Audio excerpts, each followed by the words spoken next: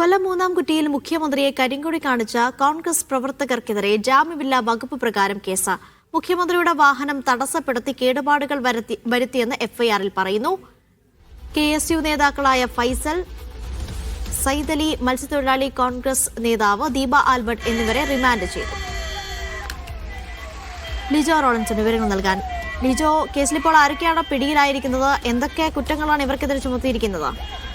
കുണ്ടറ താലൂക്ക് ആശുപത്രിയുടെ ഉദ്ഘാടനത്തിന് ശേഷം മുഖ്യമന്ത്രി തിരികെ ആശ്രാമത്തേക്ക് വരുന്ന സമയത്തായിരുന്നു മൂന്നാംകുറ്റിക്കടുത്ത് വെച്ച് വാഹനം തടഞ്ഞ്, അതായത് പോലീസിന്റെ സംരക്ഷണമൊന്നും ഇല്ലായിരുന്നു, വാഹനം തടഞ്ഞ് വാഹനത്തിൽ അടിക്കുകയും തുടർന്ന് ആ വാഹന വ്യൂഹത്തെ തടസ്സപ്പെടുത്തിയെന്ന് ആരോപിച്ചുകൊണ്ടാണ് ഇപ്പോൾ കേസെടുത്തിരിക്കുന്നത്. അതായത് PDPP ചുമത്തിയാണ് കേസെടുത്തിരിക്കുന്നത്. 3 പേർക്കെതിരെയാണ് കേസ്. KSU ജില്ലാ വൈസ് പ്രസിഡന്റ് ആയിട്ടുള്ള ഫൈസൽ കുഞ്ഞുമോൻ, KSU നേതാവായിട്ടുള്ള സയ്യിദ് അലി, ഒപ്പം തന്നെ മത്സ്യത്തൊഴിലാളി കോൺഗ്രസ് സംസ്ഥാന കമ്മിറ്റി അംഗമായിട്ടുള്ള ദീപ ആൽബർട്ട് എന്നിവർക്കെതിരെയാണ് ജാമ്യമില്ലാ വകുപ്പ് പ്രകാരം കേസെടുത്തിപ്പോൾ റിമാൻഡ് ചെയ്തിരിക്കുന്നത്.